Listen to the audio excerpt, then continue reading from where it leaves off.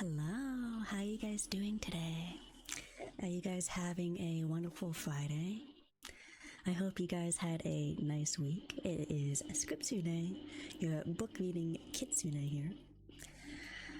So, I had a nice little hop into Arc stream earlier with Husky and Wampus.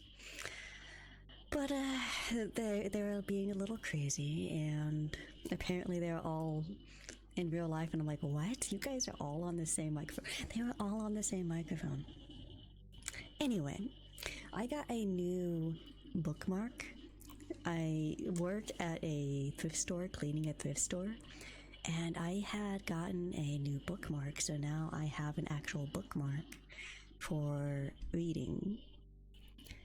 So instead of using the paper that I was using before, now I can actually keep my spot with an actual bookmark. You know the little string ones that have like the little things on the end and you just put it between the book pages? Yeah, that's the one. That's the type I got. It's not one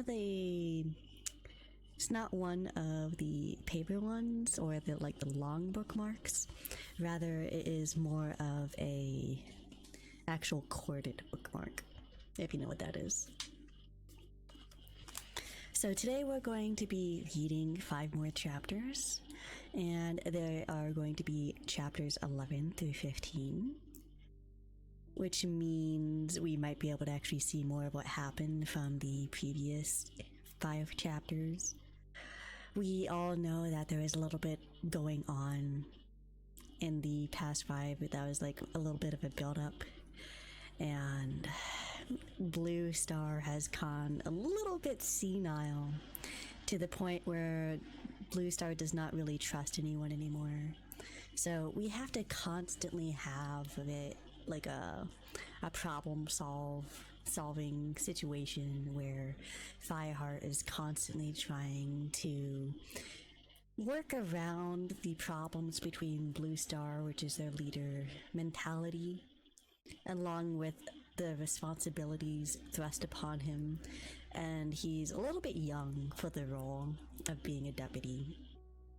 And Blue Star only trusts Fireheart, so it makes it really difficult because now they can't really have warriors, because in the past couple of chapters, if you were here, the little apprentices that are with the other cats are not... Blue Star doesn't trust them. Blue Star does not trust any apprentices trained that were not under Fireheart. So we have a problem when it comes to actually having able-bodied cats in the story being able to do it. So we are probably going to end up having a little bit more of that working up to it and seeing how that does. But yeah, I'm gonna go ahead and just jump into it today, and I'm gonna start with chapter 11.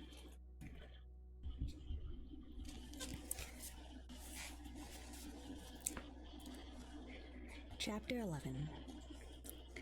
The sun was rising over the trees as Fireheart emerged from the warrior's den.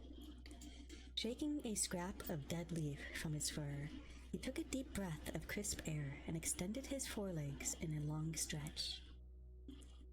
After the previous night's gathering, he was almost surprised to see life in the camp going on as usual. Ashpaw and Cloudpaw were busily patching the outer wall with twigs.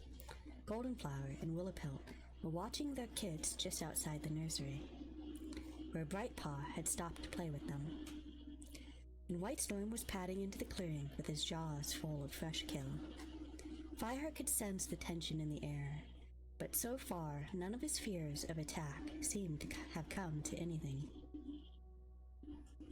He looked around for Sandstorm, who had led the dawn patrol, but she didn't seem to be back yet. She had not been among the cats who had gone to the gathering, and Fireheart desperately wanted to talk to her about what had happened. Fireheart! The voice was Blue Star's.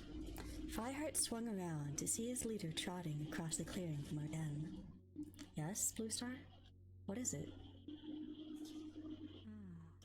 Oh, hi, Yusina. Welcome in. Blue Star jerked ahead. Come to my den. We need to talk. As Fireheart followed her, he noticed her jerky steps and twitching tail. She looked like a cat about to launch herself into battle, yet there was no enemy in sight. How you doing, Yusina? Reaching her den, the blue-gray she-cat padded across to her bedding and sat there facing Fireheart. You heard that hypocrite Tallstar last night, she hissed. He refused to admit that his cats have been stealing our prey. So there's only one thing for ThunderClan to do. We must attack. My throat's a little bit growly tonight, so if you hear me growling, I'm sorry. Fireheart stared at her, jaws gaping. But Bluestar, he stammered. We can't do that. Our clan isn't strong enough. Couldn't help remembering that they would have had 4 extra warriors by now if Bluestar had agreed to promote the apprentices. But he didn't dare mention that to her. We can't afford to have warriors injured or maybe killed. Bluestar fixed her eyes on him in a look of fierce hostility. Are you saying that ThunderClan is too weak to defend itself?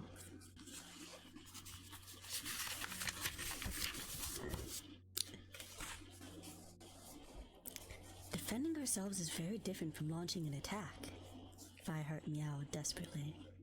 Besides, there's no real proof that WindClan stole. Bluestar bared her teeth. Her fur bristled as she rose to her paws and took a threatening step forward toward Fireheart. Are you questioning me? She snarled. Hi, Husky, welcome in. With an effort, Fireheart stood his ground. I don't want needless bloodshed, he told her quietly. On bed, speaker, laptop, have good stream. Alright. All the signs tell us there's a dog loose on the forest. What's that? That it has been taking rabbits. I tell you that dogs don't wander alone. They come and go with their 2 legs. And where did the dog scent come from? Silence. Bluestar lashed out with one paw, barely missing Fireheart's nose. He forced himself to stand still. We'll travel tonight and attack WindClan at dawn. Fireheart's heart lurched.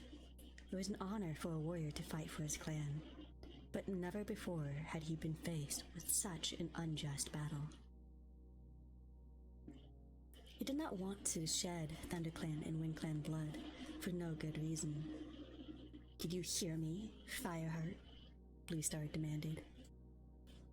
You would choose the warriors and give them their orders. They must be ready by moonset. Her eyes were blue flames. Fireheart almost felt they could sear him to ash, just as the fire had destroyed the forest. Yes, Bluestar, but... he began. Are you afraid of WindClan? The old leader spat. Or are you just used to cringing before StarClan that you won't defy them and fight for the rights of your clan?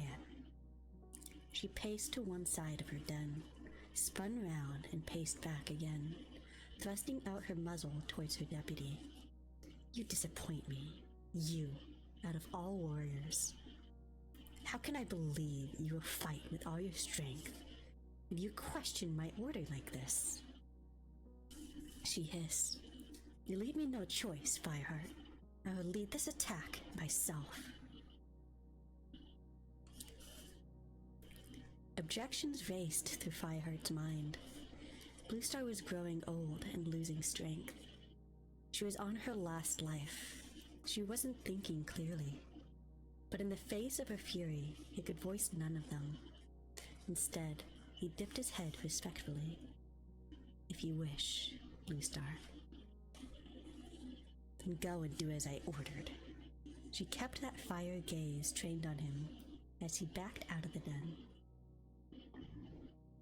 You will come with us, but remember that I will be watching you, she growled after him. In the clearing outside, Fireheart shivered as if he had just dragged himself out of icy water. His duty was to choose the warriors for the attack on WindClan and tell them what Bluestar had ordered so that they would be ready to leave after moonset. Yet every hair on his pelt protested against this. The dog had stolen the rabbits, not WindClan. It could not be the will of StarClan to attack an innocent clan. Bluestar was simply wrong. Fireheart found that his paws were taking him to Cinderpelt's den. Perhaps she could advise him. The medicine cat's wisdom and her special bond with StarClan might help her to see the way forward more clearly than he could. But when he reached Cinderpelt's clearing and called out to her, there was no reply. Fireheart stuck his head a little way into the cleft in the rock and saw that the den was empty, except for the neat piles of herbs stacked along one side. As he pushed his way out of the fern tunnel, not sure what to do now, he caught sight of Thornpaw padding past with a load of moss for the elder's bedding. The apprentice dropped his burden when he saw the deputy and meowed. "Cinderpelt's out collecting herbs, Fireheart." "Where?" Fireheart asked. If she was near the camp, he could go and find her. But Thornpaw shrugged. "Don't know, sorry."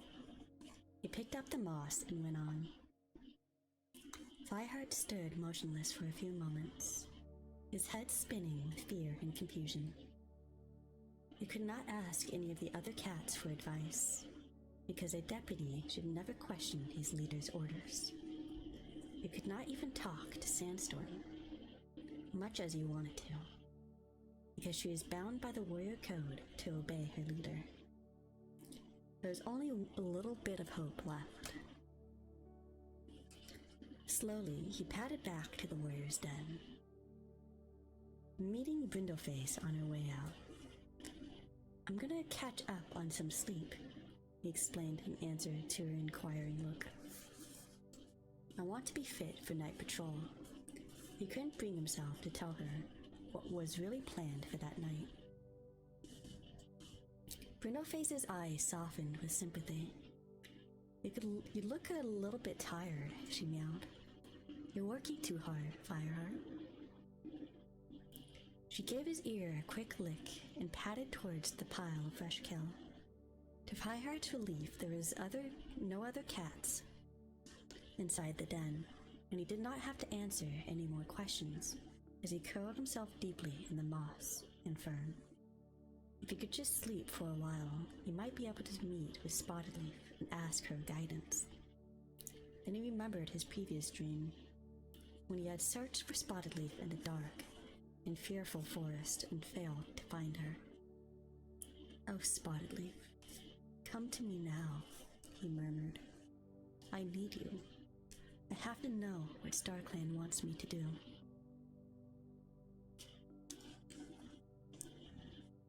Fireheart found himself standing on the border of WindClan territory and looked across the stretch of bare moorland. A stiff breeze rippled over the grass, blowing through his fur. The moor was bounded by an eerie light, hiding the horizon, the land behind Fireheart. He looked back, expecting to see the oaks of 4 trees, though he could not remember traveling through the forest. But there was nothing there but a pale yellow glow. No cats were in sight. Spotted Leaf? He mewed uncertainly.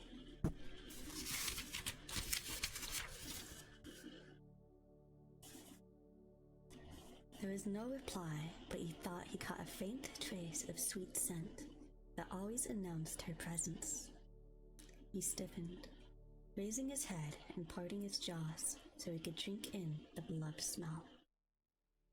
"Spotted Leaf," he repeated. "Please come. I need you so much." A sudden warmth crept over him. A soft voice murmured, "I am here, Fireheart." He sensed that Spotted Leaf was somewhere behind him, and that if he turned his head, he would see her. But he could not move. It was as if cold jaws were gripping him, keeping his gaze fixed on the windswept moorland. As he stood rigid, Fireheart gradually realized that Spotted Leaf was not alone. Another scent wafted over him, painful in its familiarity. I'm gonna drink some water and see if I can't get my throat to stop growling. 1 second.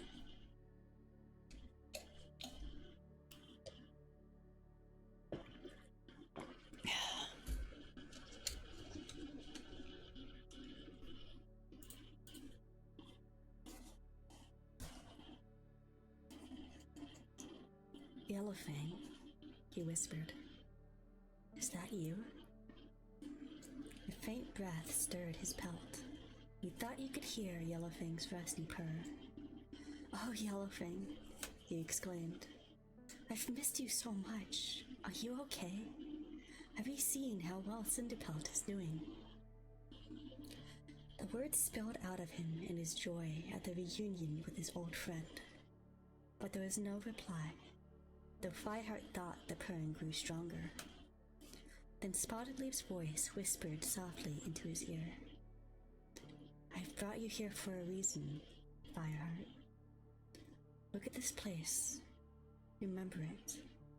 This is where a battle would not be fought, and blood would not be spilled. Then tell me how to stop it, Fireheart pleaded, knowing that she spoke of Bluestar's planned raid on the WindClan camp. But there was nothing more, only a gentle sigh that faded and became one with the wind. The paralysis that had gripped Fireheart released him and whipped around. But Spotted Leaf and Yellowfang had vanished. He drank in the air, desperate for one last trace of their scent, but there was nothing. Spotted Leaf, he wailed. Yellowfang, don't go. The light began to change, became the ordinary sunlight of a morning in Leafall. Instead of the moorland, Fireheart saw above him a ragged pattern of branches against the sky, the fire-damaged covering of a warrior's den. He lay on his side among the moss, panting. Fireheart? An anxious voice came from just beside him, and he turned his head to see Sandstorm. She looked at the fur around his ear. Are you all right? Yes, I'm fine. Fireheart dragged himself into a sitting position and flicked his ears to shake off the clinging moss. Just a dream, that's all. I've been looking for you, Sandstorm went on. I didn't see anything suspicious on the dawn patrol. Mousefur told me what happened at the gathering, and the pile of fresh kill is practically gone. I thought we would go hunt.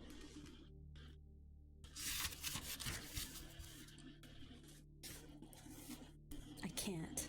Not just now, Sandstorm. I have things to do, but if you could take a patrol out, that would be great. Sandstorm gazed at him, the sympathetic look in her eyes fading. Well, okay, if you're too busy. She sounded offended, but Fireheart didn't know how he could explain. I'll get Brindleface and Brackenfur to come. She rose to her paws and stalked out without looking back at him. Fireheart licked his paw and rubbed it over his face, clinging to the precious memory of his dream. A battle would not be fought, and blood would not be spilled, he repeated to himself. Was Spotted Leaf trying to tell him not to worry, that somehow StarClan would stop the fighting? Or did she mean it was up to him to see that no blood was spilled? Fireheart was tempted to leave it all in the paws of StarClan. What could he do when his clan leader had given him her orders? But if he obeyed Bluestar, wouldn't he be going against the will of StarClan? And even more against all his instincts of what was right for his clan? Fireheart made up his mind. Whatever he had to do, ThunderClan must not fight WindClan.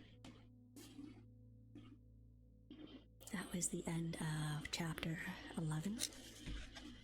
I'm just gonna go ahead and drink some more water and hopefully my throat stops growling so much. And then I'll start the next chapter.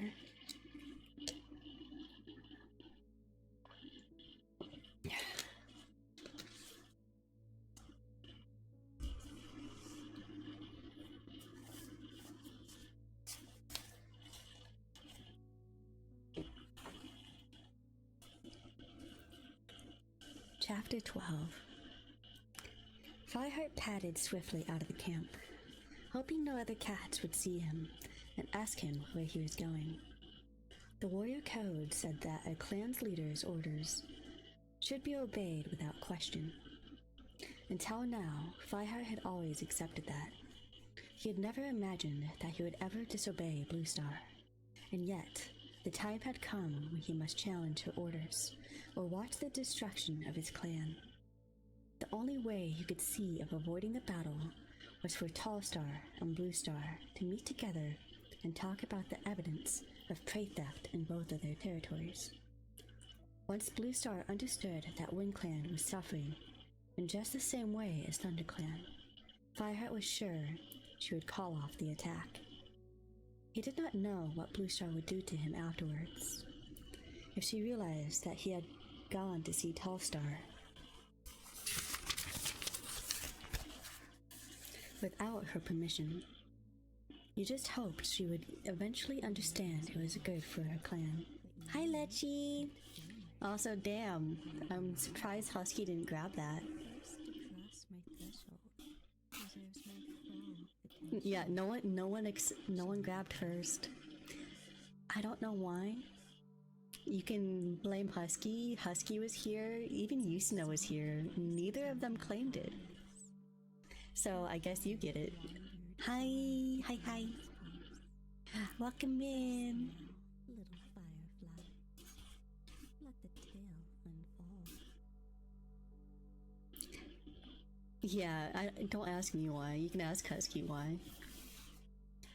At the entrance to the Gorse Tunnel, Fireheart took a last look around the camp. For a moment, he watched Brightpaw.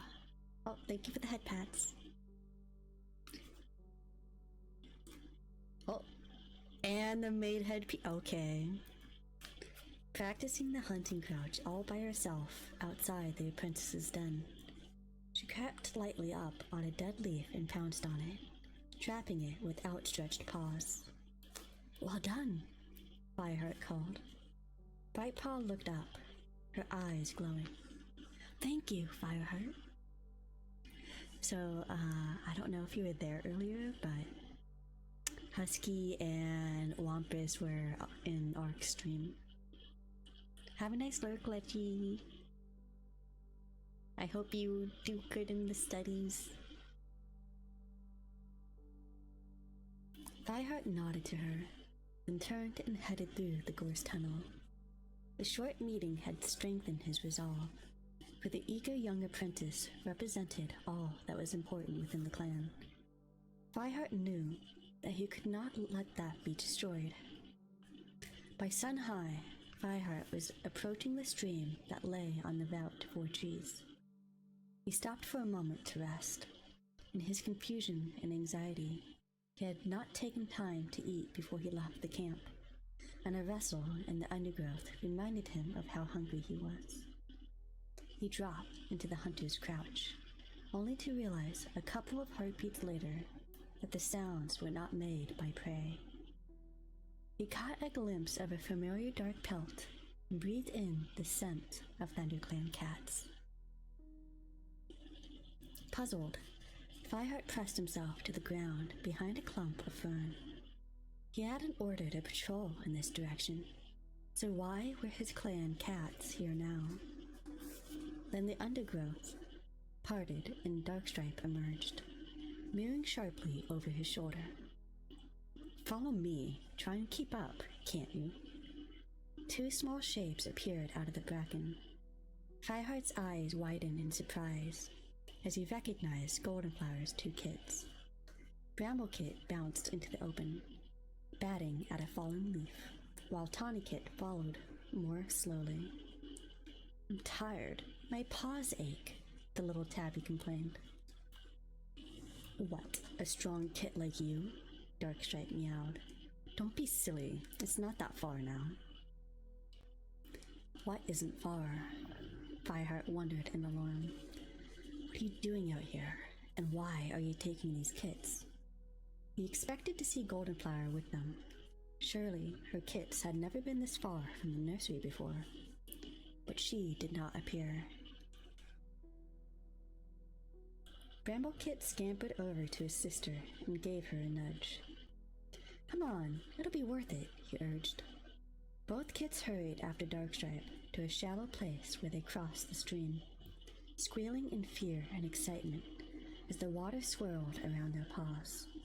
On the far side of the stream, Darkstripe veered away from the route that led to 4 trees. It got down my throat.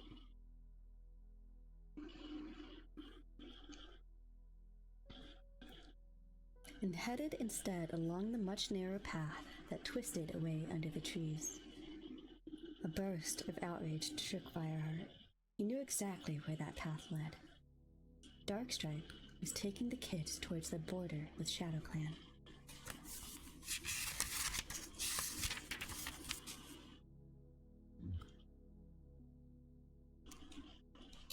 I really hate how my throat likes to growl.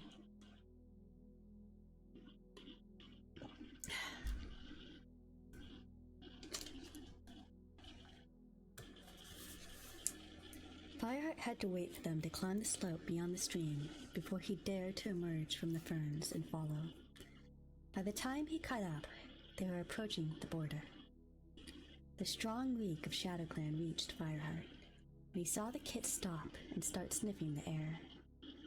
"Yuck! What's that?" Tourniquet squealed. "Is it fox?" asked Bramblekit. "No, it's ShadowClan scent," Darkstripe replied. "Come on, we're nearly there." He led the kids across the border. Tourniquet complaining that she was getting the horrid scent all over her paws. Growing angrier still, Fireheart slid into the shelter of a hawthorn bush just on the ThunderClan side, where he could watch without being seen.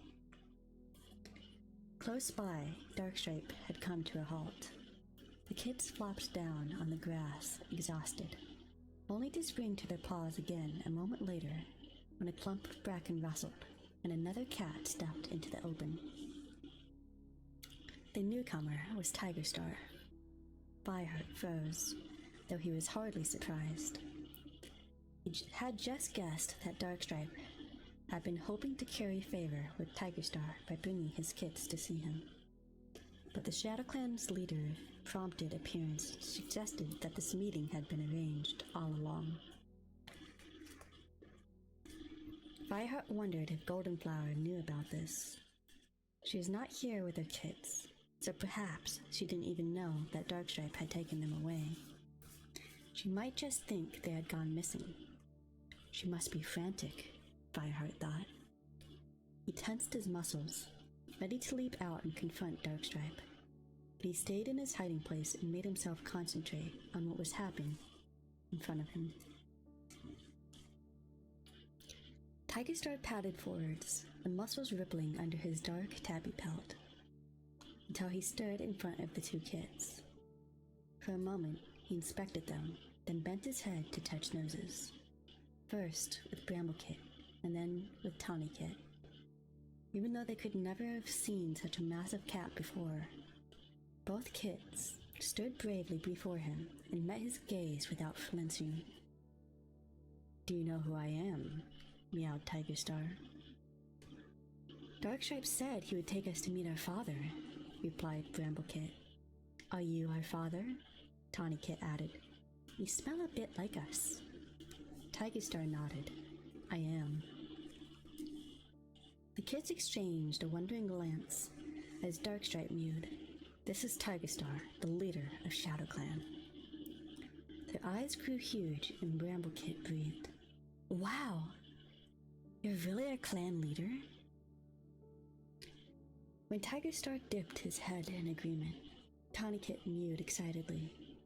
Why can't we come and live with you and your clan? You must have a really nice den. Tiger Star shook his head. Your place is with your mother for now, he told them. But that doesn't mean I'm not proud of you. They seem fine, strong kits, he meowed to Darkstripe. When would they be apprenticed? In a moon or so, Darkstripe replied.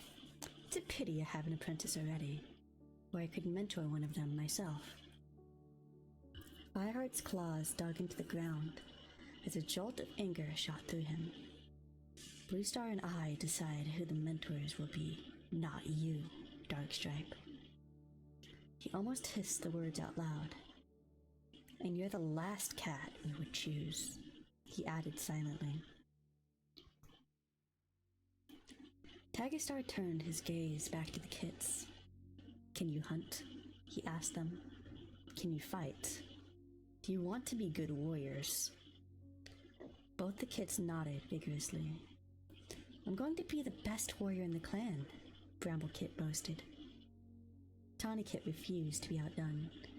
And I'll be the best hunter. Good, good. Tiger Star gave each kit a quick lick on the head. Fireheart couldn't help remembering Graystripe and how his friend had left the clan of his birth so that he could stay with the kits he loved.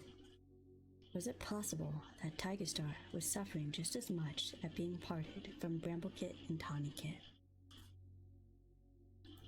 And Fireheart's blood ran cold as Bramble Kit asked, Please, Tiger Star, why are you the leader of Shadow Clan when our mother is a Thunder Clan cat?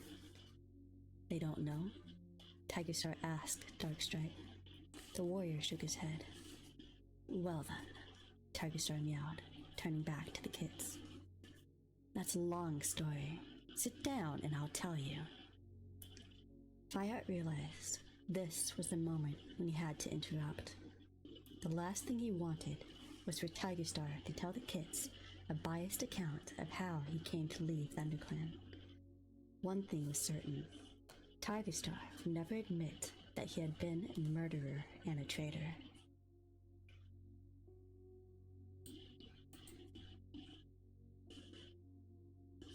Rising to his paws, Fireheart stepped out of the shelter of the hawthorn bush. Good day, Tiger Star, he meowed. You're a long way from your camp. And so are you, Darkstripe. His tone sharpened. What are you doing here with these kids? As he padded up to join them, he had the satisfaction of realizing that both Tiger Star and Darkstripe were dumbfounded by his appearance.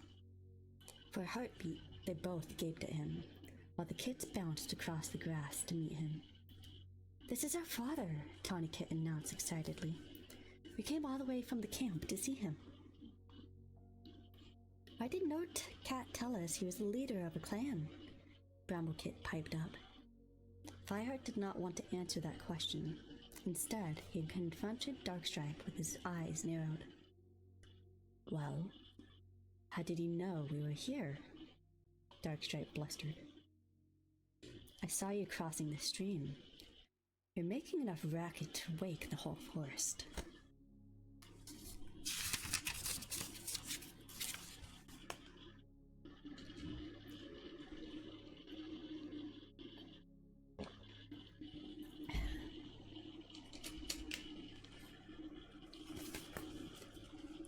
Fireheart, Tiger Star dipped his head, the courteous greeting of the leader to the deputy of another clan. There's no hostility in his tone. Blame me, not Darkstripe. I wanted to see my kits. You wouldn't deny me that, surely. That's all very well, Fireheart replied in his confusion. But Darkstripe shouldn't have taken them without permission. It's dangerous to let kits wander so far away from their camp. Especially with that dog loose in the forest, he added to himself. They're not wandering. They're with me, Darkstripe pointed out. What if a hawk attacked? There's still little cover in some parts of the forest. Have you forgotten Snow Kid? One of the kids let out a whimper, and Fireheart stopped. He didn't want to frighten them. Take them back to camp, Darkstripe. Now. Darkstripe exchanged a glance with Tigerstar and shrugged. To the kits, he meowed. Come on. Fireheart has spoken, and we must obey. The two kids backed away from their father and followed Darkstripe as he set off back to the camp. Say goodbye to your father before you go, Fireheart meowed, forcing himself to speak in a friendly tone. You'll see him again when you're apprentices and go to gatherings. Both kids turned to mew goodbye. Goodbye, Tigerstar replied. Work hard and I shall become proud of you. He and Fireheart stood side by side, as Darkstripe led the kids back down the slope and across the stream. When they had disappeared into the undergrowth, Tigerstar meowed. Take care of those kids, Fireheart. I'll be keeping an eye on them. Fireheart's heart was pounding. When he had exposed the former deputy's treachery, Tigerstar had threatened to kill him. Now they were alone once more. No help nearby for Fireheart, the Shadow Clan leader attacked. Fireheart's muscles tensed, but Tigerstar made no move toward him. I'll see they're looked after, Fireheart meowed at last. I'm sure they would be loyal to their clan. ThunderClan takes care of all of its kids. Really? Tigerstar narrowed his amber eyes. I'm glad to hear it. Tigerstar knew about the two kids who had been taken to Greypool. Fireheart remembered with a jolt. He waited for the Shadow Clan leader to challenge him about them, but Tigerstar did not question him, though his knowing expression chilled Fireheart. It was as though he were well aware that Fireheart could tell him more. Instead, Tigerstar dipped his head again and mewed. We shall meet at the next gathering. I must return to my clan now. Then he turned and padded away. Fireheart made sure the Shadow Clan leader had really gone before he turned away too.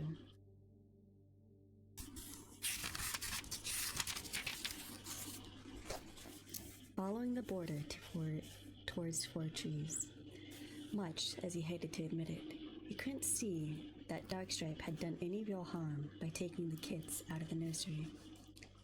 Fireheart would have to tell them eventually that their father was the leader of Shadow Clan, and Tigerstar himself had behaved with more restraint than Fireheart would have believed possible. Firmly, he put the episode out of his mind. Time was running out. Before sunset, Fireheart knew he must speak with Tallstar and find another way to solve the dispute over the stolen prey. That was the end of chapter 12. I'm going to take a quick break, see if I can't actually get rid of the growling in my throat.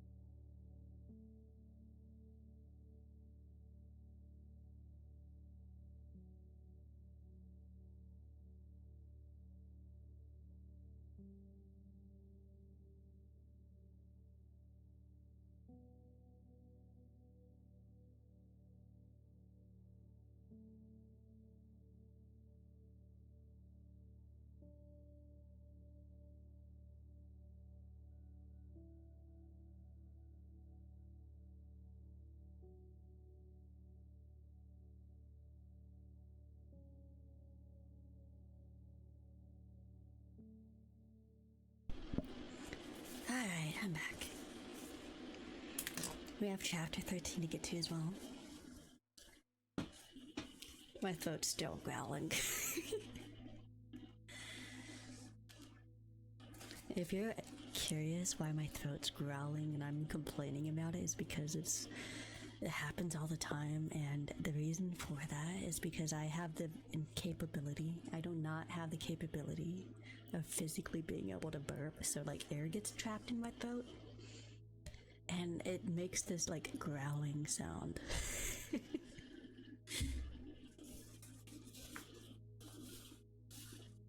And it does that if I drink anything really that gives me any like carbonation, or even like food like pepperoni or beans, anything that makes gas. It's crazy. Alright, back to reading. Chapter 13. Fireheart darted from one clump of gorse to the next as he crossed the moor towards the Windclan camp. He ran with his belly brushing the turf, trying to stay out of sight and longing for the thick undergrowth of his own territory. The last time he had visited the camp, when ThunderClan helped Windclan in the battle against the other two clans, there had been no need to hide. Now he dared not to show himself until he reached Tall Star, or at least met one of the cats he could call his friends.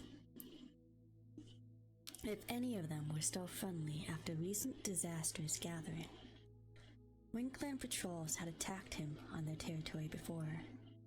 There would be even more hostile now. The scent of Windclan was all around him, but so far he hadn't seen any cats. The sun had nearly finished crossing the sky. Fireheart tried not to think about that.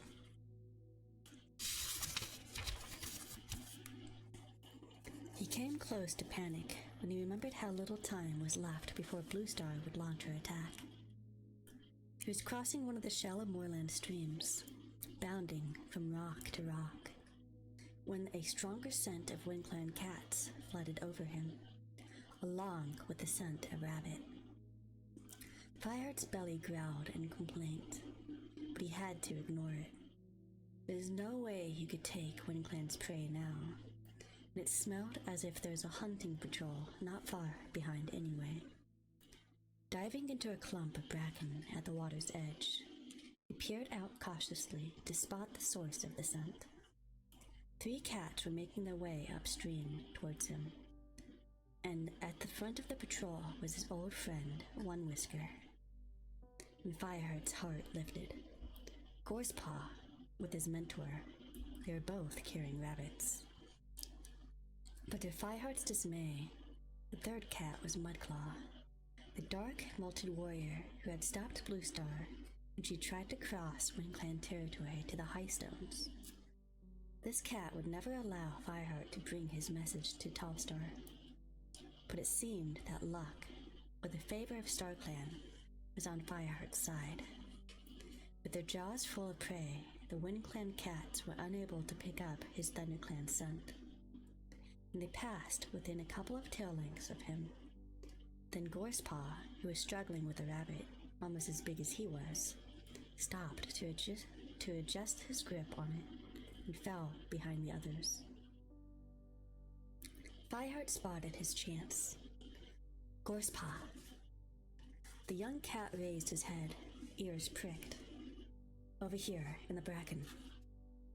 Gorsepaw turned and his eyes stretched wide when he saw Fireheart poking his head out from the rusty fronds. His mouth opened. Fireheart urgently signaled to him to keep silent. Listen, Gorsepaw, he mewed. I want you to tell Wind Whisker I'm here, but don't let Mudclaw know, okay? The apprentice hesitated, looking troubled, and Fireheart added urgently, I have to talk to him. It's important for both our clans. You've got to trust me. The desperation in his tone reached Gorsepaw. He paused a moment longer and then gave a quick nod. All right, Fireheart, wait here. He picked up his rabbit again and hurried to catch up to the 2 warriors. Fireheart crept deeper into the bracken and crouched there, waiting. Before long, he heard another cat approach his hiding place and murmur, "Fireheart? Is that you?" To his relief, Fireheart recognized One Whisker's voice. He peered warily out of the shelter of the bracken and straightened up when he saw his friend was alone. "Thanks, StarClan," he exclaimed. "I thought you weren't coming." "This had better be good, Fireheart," One Whisker meowed. He gave Fireheart a hard stare with no trace of his usual friendliness. "It took me a while to get rid of Mudclaw."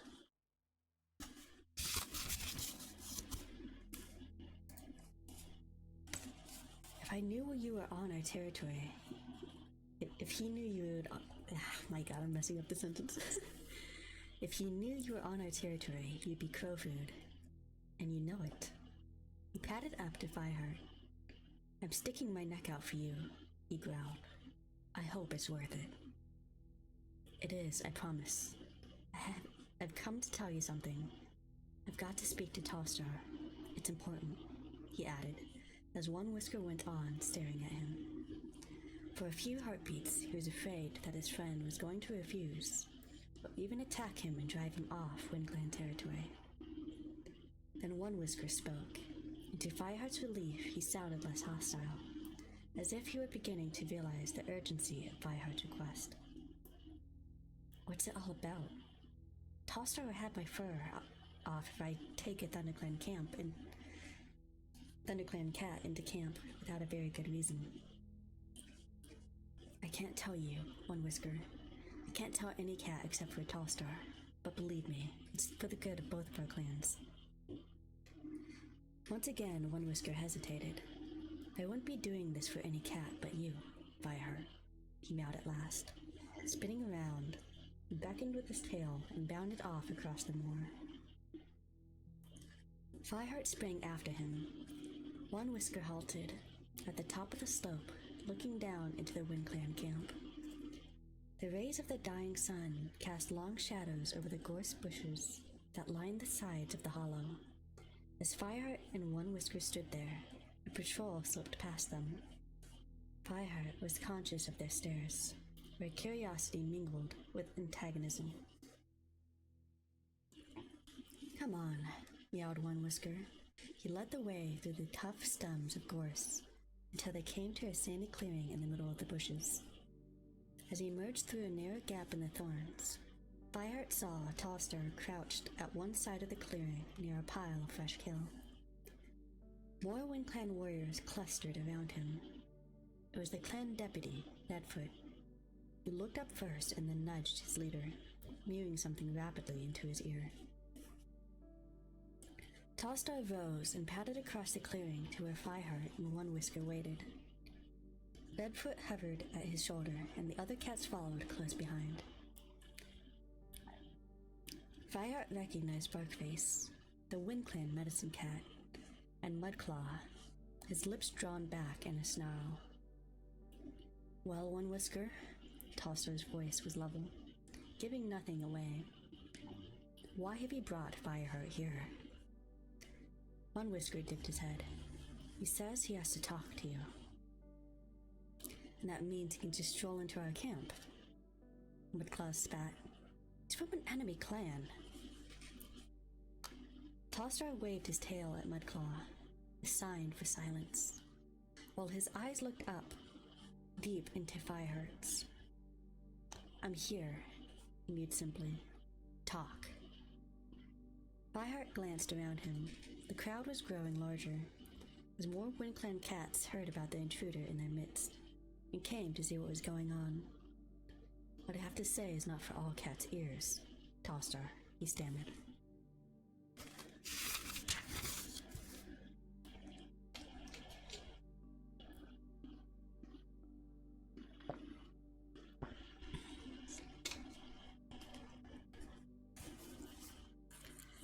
For a heartbeat, he thought he heard a faint growl in Tallstar's throat.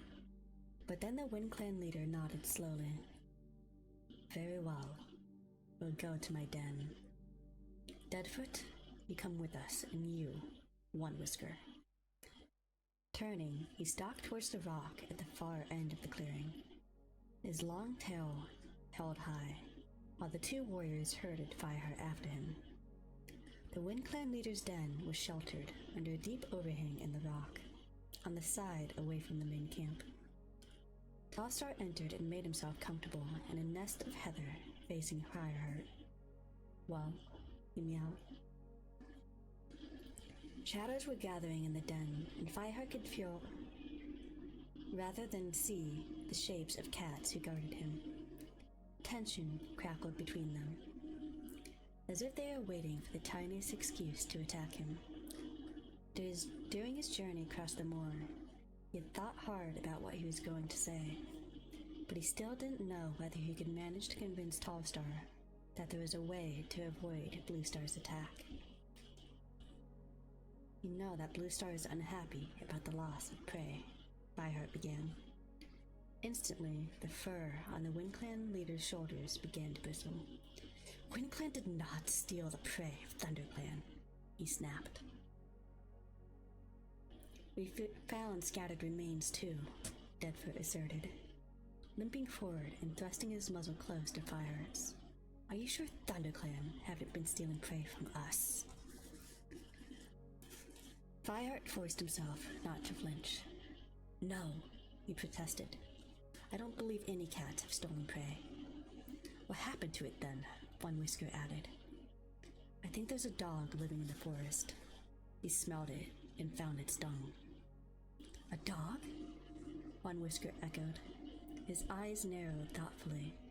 What? Loose from its two legs? I'm certain of it, Fireheart meowed.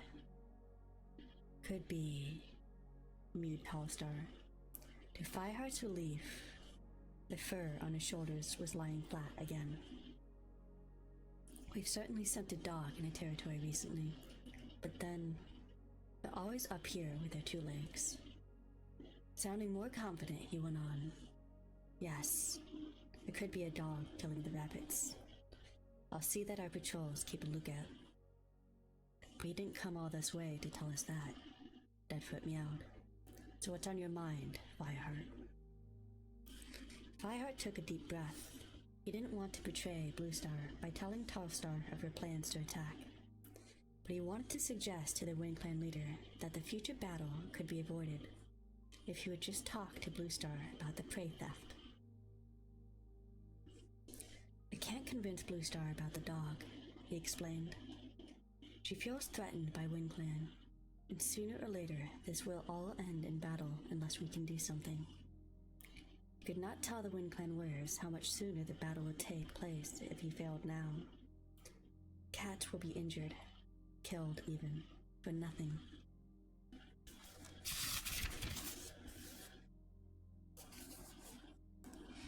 And what do you expect me to do? Tallstar asked testily. She's your leader, Fireheart. This is your problem. Fireheart dared to take a couple of steps towards the Wind Clan leader.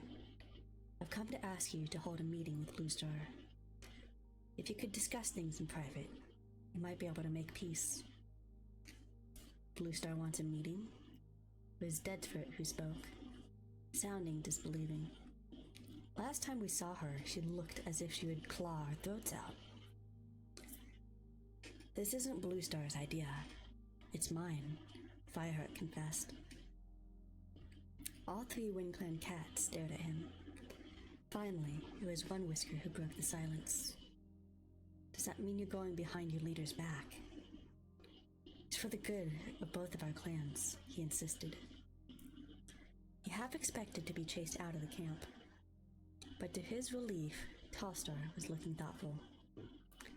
I'd certainly rather talk than fight, the leader meowed. But how are we going to arrange it? How willing to listen will she be if she knows that you talked to us first, without her knowledge? Not waiting for Fireheart to reply, he went on. Perhaps it would be best if I sent a messenger to ask her to meet me at Four Trees. But can you guarantee the safety of a Wind Clan cat on ThunderClan territory? Fireheart was silent, which was an answer in itself. Tallstar shrugged. I'm sorry, Fireheart. I won't risk one of my warriors. But Blue Star decides that she's willing to talk. She knows where to find us. One Whisker, you better take Fireheart back to Four Trees. Wait, Fireheart protested. An idea had just slid into his mind. But perhaps StarClan had sent it to him. I know what you can do. Tallstar's eyes gleamed in the gathering darkness. What? Do you know the cat Ravenpaw? He's a loner who lives on a farm on the edge of your territory, near Highstones. He sheltered us on the journey to bring you home, remember? I know him, meowed One Whisker. He's a decent cat, even if he's not a warrior. What about him? Fireheart turned to him eagerly. He could take the message for you, and Blue Star has given him permission to enter ThunderClan territory, as he used to be a ThunderClan cat. Tallstar shifted in his nest of heather. That sounds like it might work. What do you think, Deadfoot? A reluctant rumble of agreement came from the deputy. Then go, Fireheart urged One Whisker, realizing once again how quickly time was running out. Go now. Tell him to ask Blue Star to meet Tallstar at dawn, at Four Trees. There's barely enough time for One Whisker to find Ravenpaw, and for Ravenpaw to carry the message all the way to the ThunderClan camp before Blue Star would be leaving to launch her attack. Fireheart sent a silent prayer to StarClan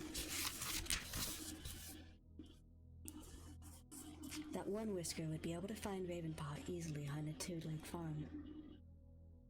One Whisker glanced at his leader, who nodded. At once, the brown tabby warrior turned around and disappeared into the darkness outside the den. Tallstar gazed at Fireheart with narrowed eyes. Why do I think there's something you're not telling me? He mewed. To Fireheart's relief, he did not press for more answers. It's time for you to go, he continued. Deadfoot, escort him off our territory, and Fireheart, I'll be at Four Trees at dawn, but that's all I can do. Blue Star wants peace.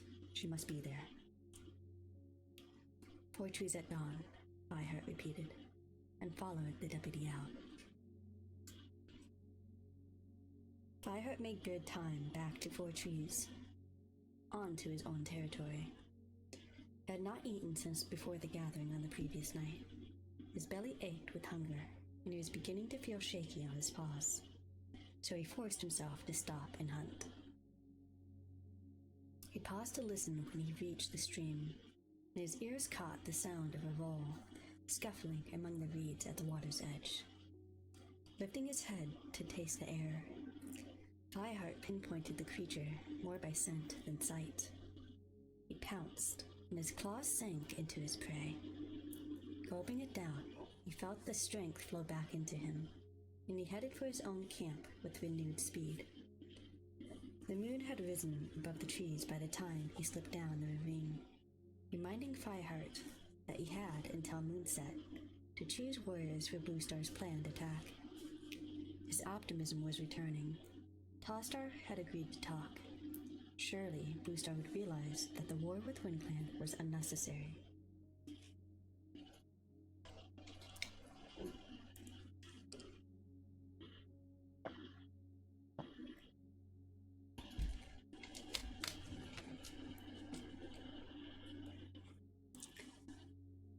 He had almost reached the entrance to the clearing when he heard a cat call his name.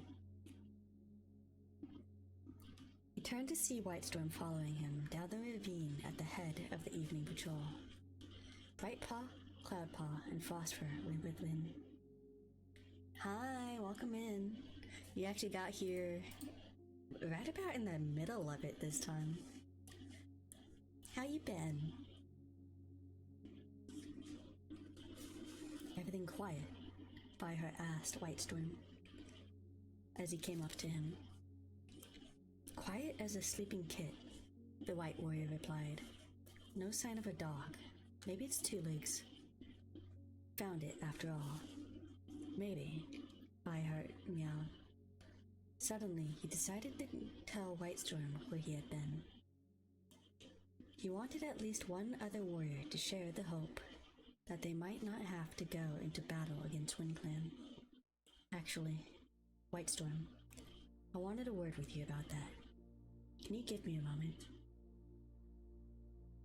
Of course, if you don't mind my eating while I listen. Whitestorm sent the two apprentices to go take prey for themselves. They bounded over to the pile of fresh kill and fell into a friendly scuffle over a magpie. Frostfur padded off to the warrior's den with the bowl, while Whitestorm chose a squirrel for himself and carried it over to a quiet corner by the newly sprouting nettle patch. You hear me growling? It's constant this stream. I can't stop it. I have the incapability to stop growling. I've been drinking water constantly to try and stop it, but it's not working. Happens.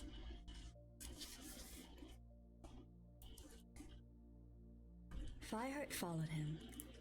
Whitestorm, Bluestar sent for me this morning. Quietly, he told the older warrior the whole story. From Bluestar's obsessive belief that WindClan had been stealing prey in an order to attack, to Fireheart's decision to ask WindClan for a meeting. What? Whitestorm stared at Fireheart in disbelief. He went behind Bluestar's back. His voice failed. He shook his head in confusion. Fireheart immediately felt defensive. What else could I do? He could have consulted me. The fur on Whitestorm's shoulders bristled angrily. With some of the other senior warriors, we could have helped you find a solution. I'm sorry. Fireheart's heart was pounding. I didn't want anyone else to get in trouble. I did what I thought was best.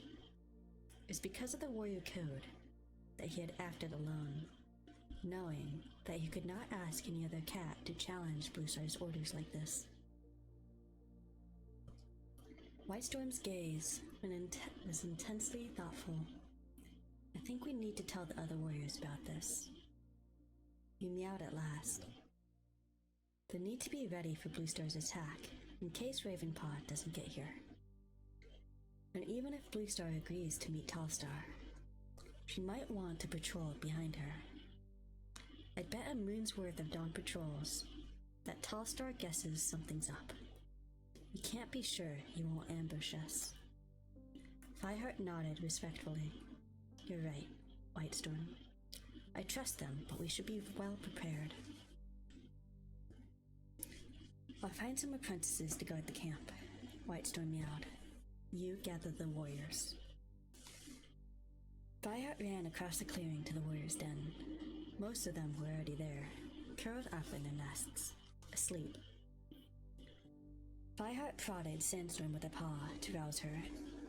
She blinked up at him. What is it? Wake the others, please, Sandstorm, he meowed. Whitestorm and I have something important to tell everyone. Sandstorm scrambled to her paws. What do you mean, something important? It's the middle of the night. Fireheart went out again, without answering, to look for the remaining warriors. We found Brindleface visiting the queens in the nursery, and Mousefur coming into the camp with their jaws full of fresh kill after a late night patrol. He wondered whether he ought to call Cinderpelt, as decided it would be better to explain the situation to her individually. By the time he returned to the warrior's den, the other cats were fully awake.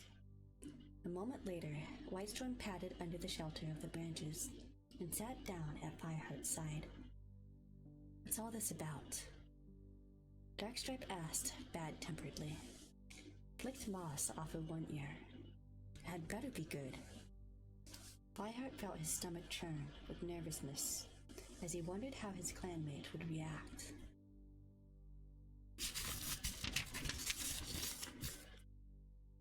And they heard what he had done. Whitestorm nodded at him, nudging him to speak. Taking a deep breath, Fireheart began. He explained Blue Star's plan to attack, and how he tried to work out a peaceful solution instead. His clanmates listened in stunned silence. Fireheart was acutely conscious of their eyes fixed on him, glowing in the moonlight that filtered through the gaps in the den's roof. In particular, he was aware of Sandstorm's pale green gaze, where she sat crouched near the outer branches. But he could not bring himself to look directly at her. He just hoped that the warriors would understand he had done this for the best of reasons. To avoid battle and save lives. So a tall star agreed to meet Blue Star at 4 Trees, he finished. Babe and Pa should be here any time now to tell her about the meeting. He braced himself for an outburst from the other warriors, but no cat seemed to know what to say. They merely looked at each other in bewilderment. Eventually, Mousefur asked, "Whitestorm, do you agree with what Fireheart has done?" Fireheart waited, his eyes fixed on his paws. He desperately needed Whitestorm's support, because of the respect he commanded from the other warriors. But he knew that Whitestorm did not completely approve of his actions, however well-intentioned. "I wouldn't have done it," Whitestorm spoke with his usual quiet authority. "But I think he's right about not attacking Wing Clan. I don't believe they have taken any of our prey. There's a dog on the loose. I've scented it myself." "So have I, around Snake Rocks," confirmed Mousefur. "At 4 Trees too," meowed Brackenfur. "Can't blame Wing Clan for that. But you're asking us to keep secrets from Blue Star." Sandstorm rose to a pause, and at last, Fireheart had to meet her challenging green stare. A jolt of dismay ran through Fireheart. He had not expected Sandstorm to be the first cat to object to what he had done. "I'm sorry," he mewed. "I didn't think I had a choice." "Just what I would expect from a kitty pet," growled Darkstripe. "You have any idea of what the warrior code means?" "I know very well what it means." Fireheart defended himself. "It is because of my loyalty to my clan that I don't want to fight in an unnecessary battle. And I respect StarClan as much as any cat. I don't believe it's their will that we attack tonight." Darkstripe twitched his ears scornfully, but he said no more. Fireheart glanced around, wondering whether he was winning the support of his warriors. When Blue Star gave up her last life and went to join StarClan, he realized uncomfortably he might have to lead this clan. And if he could not command their loyalty and respect, the task would be impossible.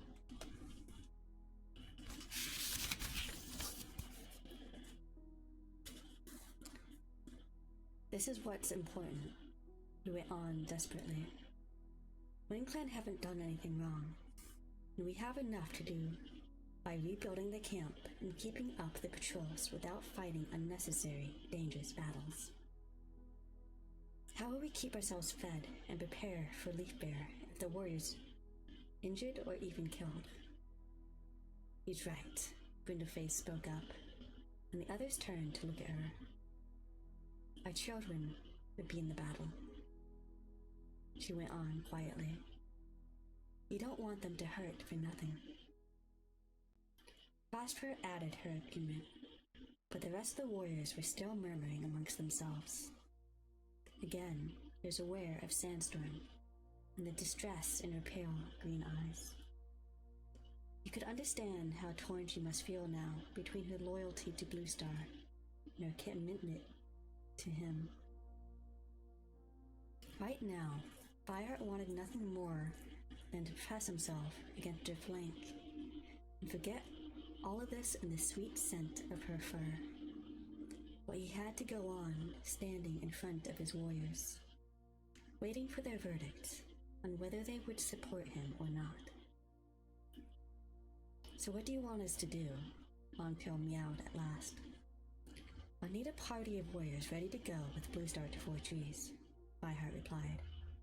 "If Ravenpaw doesn't come, or if Bluestar doesn't agree to talk, then she'll lead us into battle. And if that happens..." His voice failed. He swung. "Yes. What then?" Sandstorm demanded. "You want us to disobey Bluestar's direct orders? Turn around and run away? Dustpelt, tell Fireheart what a mouse-brained idea that is." Dustpelt's ears pricked in surprise. Fireheart knew very well that part of the Brown Warrior's antagonism towards him was because of Sandstorm so clearly preferred Fireheart now. He braced himself for more criticism, but Dustpelt meowed hesitantly. "I don't know, Sandstorm. Fireheart's right that it's a bad time for battle. Besides, no cat can seriously believe that WindClan is stealing our prey. If Bluestar thinks so, then, well..." He broke off, scuffling his paws in confusion. "It's understandable that Bluestar can't trust WindClan," Fireheart meowed, instinctively defending his leader. "Not since they stopped her going to Highstones. We've never known dogs to be loose in the forest before.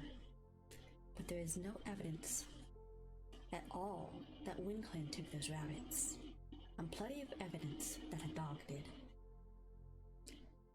So what do you suggest if it comes to battle, Fire?" asked Mousefur. "Come back to the camp when Bluestar gives the order to attack?" "No," Bluestar replied. Bluestar, Fireheart. Yeah, I need more. I'm so distracted by my own growling, man.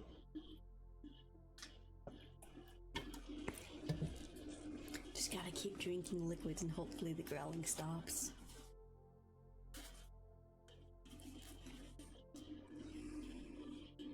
"No," Fireheart replied. "Tallstar seemed willing to meet Bluestar in peace, and if we're lucky, I have only 1 or 2 warriors with him. It won't come to a fight." "That's a pretty big if," mewed Mousefur with a skeptical flick of her tail. "What if WindClan assumed the same thing and set an ambush for us? We'd be crow food." Fireheart winced as she voiced Whitestorm's own doubts about whether they could trust Tallstar.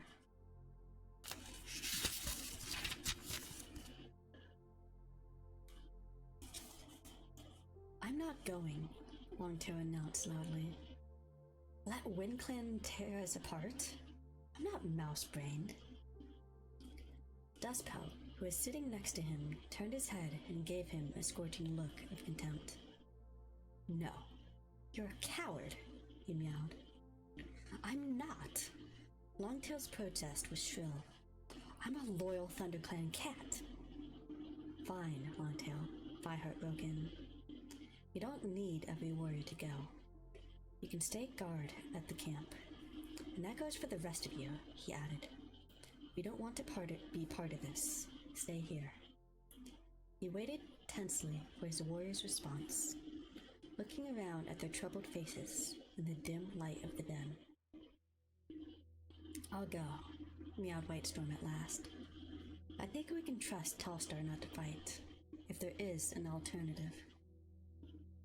Fireheart shot him a grateful glance as the other warriors hesitated, murmuring to each other or shifting uncomfortably among the mossy bedding. "I'll go too," Brackenfur sounded nervous to be the first to speak among so many older warriors. "So will I," mewed Dustpelt. His tail lashed once in Fireheart's direction. "But if WindClan attack, I'll fight. I'm not going to be clawed apart for any cat." The rest of the warriors joined in. To Fireheart's surprise, Darkstripe agreed to go, while Mousefur refused. "I'm sorry, Fireheart," she meowed. "I think you're talking sense. But that's not the point. The warrior code isn't something you just stick to just when you feel like it. I don't think I could disobey my leader if she ordered me to attack." Well, I will go, Brindleface asserted. I don't want to see my kits torn to pieces in a battle you don't have to fight. I'll go too, meowed Frostfur. Her gaze swept over the warriors around her as she added, We don't raise kits to fight in unjust battles. At last, Fireheart had to face Sandstorm, who so far had said nothing. He could not imagine what he would do if she refused to support him. Sandstorm? He mewed hesitantly. Sandstorm crouched with her head down, not meeting his eyes. I'll go along with you, Fireheart, she muttered. I know you're right about the dogs, but I still hate lying to Bluestar. Fireheart moved to her side and gave her ear a quick lick, wanting to thank her, but she jerked her head away without looking at him. What about the apprentices? Darkstripe asked. Do you want them to come with us? Fernpaw's too young to get involved. I agree, Dustpelt mewed swiftly. For all his tension, Fireheart had to suppress a purr of amusement to hear Dustpelt betraying the soft spot he felt for Darkstripe's apprentice. I'd prefer to keep Brightpaw out of it, meowed Whitestorm. But won't Bluestar think there's something odd if we don't take any apprentices with us? Asked Brackenfur.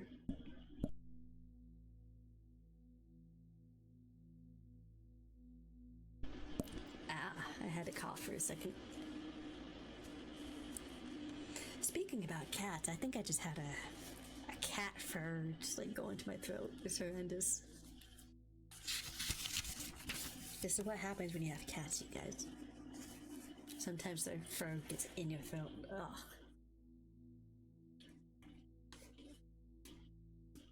I'm just glad I don't get hairballs like they do. That's a good point, Fireheart nodded at the young warrior. Okay, but take Swiftpaw and Cloudpaw. But only if Bluestar wants to take that many cats with her. We'll tell them what's going on after we leave.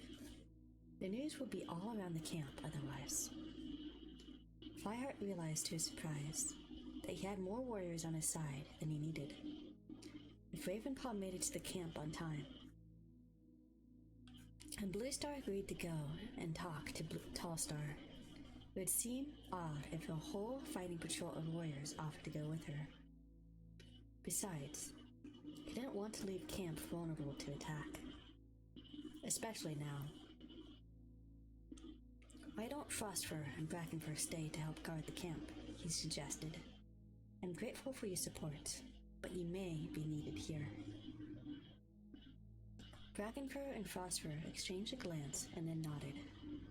Now the rest of you had better get some sleep, he continued. We leave at moonset. He watched the warriors settle down in their bedding, but he did not join them. He knew he had no chance of sleeping, and he wanted to tell Cinderpelt what was going on before she heard it from any other cat.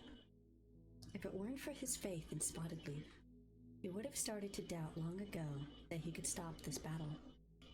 There seemed to be so much that could go wrong. Ravenpaw might not bring the message in time. Bluestar might refuse to talk to Tallstar. Windplan might ambush them at Foy Trees. Giving himself a shake, Fireheart emerged into the clearing. He glanced around for any sign of Ravenpaw, but the camp lay silent in the moonlight. A pair of eyes gleamed from the entrance to the gorse tunnel, and as Fireheart padded closer, he made out the pale shape of Ashpaw on guard. Do you know who Ravenpaw is? He asked, and when the apprentice nodded, he went on. He hasn't been here tonight, has he? Looking puzzled, Ashpaw shook his head. If he comes, Fireheart instructed him. Let him in and take him straight to Bluestar, okay? Okay, Fireheart. Ashpaw was clearly bursting with curiosity, but he didn't ask any questions. Fireheart nodded to him and went off to find Cinderpelt, padding up to the medicine cat's den. He saw her sitting outside, deep in conversation with Mousefur. Both cats looked around at his approach. Fireheart? Cinderpelt meowed, rising slowly to her paws. What's all this Mousefur is telling me? Why wasn't I invited to this meeting? Her blue eyes blazed with annoyance. It was just for the warriors, Fireheart replied, though the explanation sounded feeble even to him. Oh, right, read Cinderpelt dryly. You thought I wouldn't be interested in keeping secrets from Bluestar. It's not like that, Fireheart protested. I was coming to tell you now. Mousefur, he added, giving the she-cat a hostile glance. Aren't you supposed to be resting?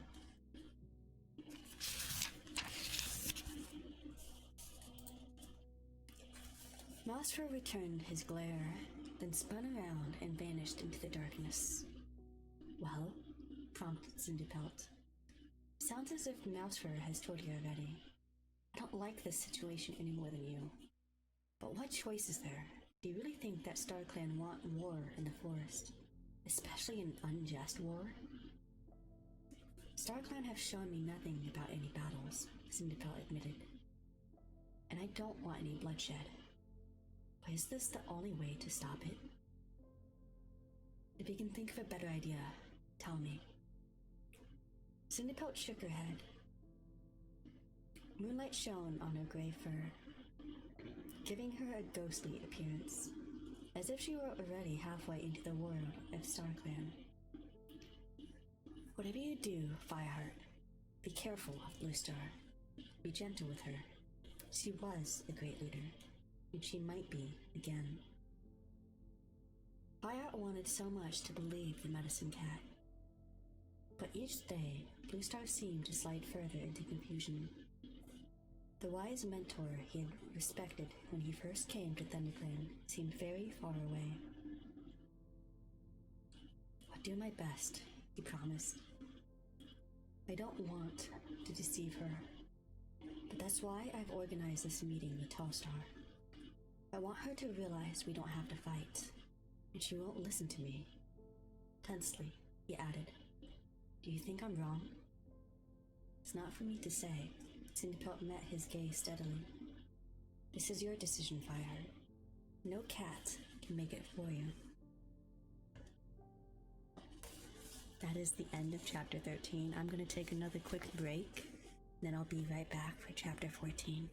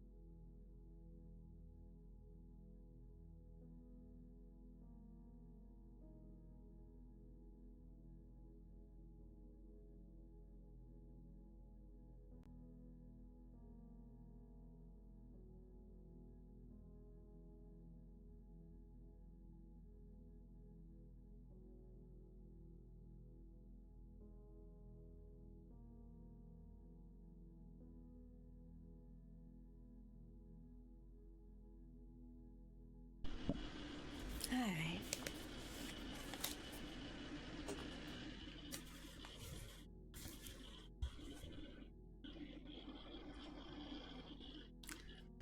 Chapter 14. When Fireheart returned to the clearing, there was still no sign of Ravenpaw. His belly churned. The moon was high in the sky. Before long, Bluestar would lead her warriors into battle against WindClan, and all hope of a peaceful solution would be lost. Where was Ravenpaw? Perhaps One Whisker hadn't been able to find him. Or perhaps he couldn't come. Or he was on his way, but he would arrive too late. Fireheart wanted to dash out into the forest and look for him, but he knew that would serve no purpose. Then he saw a flicker of movement at the entrance to the camp, and heard a mewed challenge from Ashpaw. Another cat answered, and Fireheart shivered with relief as he recognized Ravenpaw's voice. Springing forwards, he bounded across the clearing.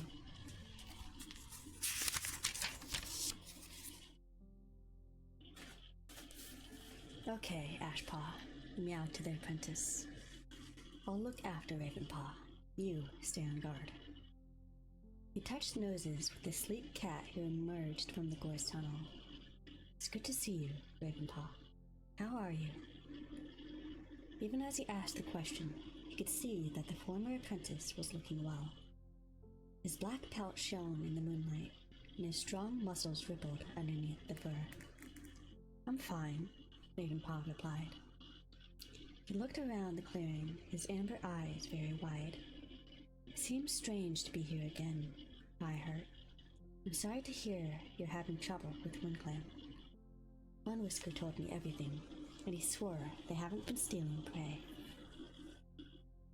Try convincing Bluestar of that, Fireheart meowed grimly. Look, I hate to rush you. I know you must have run like the wind to get here so fast, but we don't have much time. Follow me. He led the way to Bluestar's den. The ThunderClan leader was curled in her nest, but when Fireheart looked closely at her, he could see a gleam of moonlight reflected from her narrowed eyes. She was not asleep. What's the matter, Fireheart? She asked, sounding annoyed. It's not time to go yet, and who's that with you? It's Ravenpaw, Bluestar. The loner meowed, stepping forward. I've come with a message from WindClan. WindClan? Bluestar sprang to her paws. What's that clan of thieves want to say to me? To Ravenpaw's credit, he didn't flinch, though Fireheart knew he must remember the days when he was a clan apprentice and Bluestar's anger was something to be feared. Tostar wants to meet with you to discuss the loss of prey, he told her. Does he? Briefly, Bluestar glared at her deputy, her eyes blazing with blue fire. For a heartbeat, Fireheart was sure she had guessed what he had done. There was an ominous pause. Bluestar, surely it would be better to talk than fight, he ventured. Don't tell me what to do, Bluestar snapped. Her tail tip twitched irritably. Get out of here. Ravenpaw and I will discuss this together. Fireheart had no choice but to leave the den. He hovered around outside, listening to the murmur of voices, but unable to make out what Bluestar and Ravenpaw were saying. After a while, Lightstorm emerged from the warrior's den and padded over to join him. The moon's going down, the white warrior meowed. Bluestar will want to leave soon. Is Ravenpaw here yet? Yes, he is, mewed Fireheart. But I don't know whether... He broke off at the movement from inside the den. A heartbeat later, Bluestar stalked out with Ravenpaw behind her. She paced forwards until she reached Fireheart.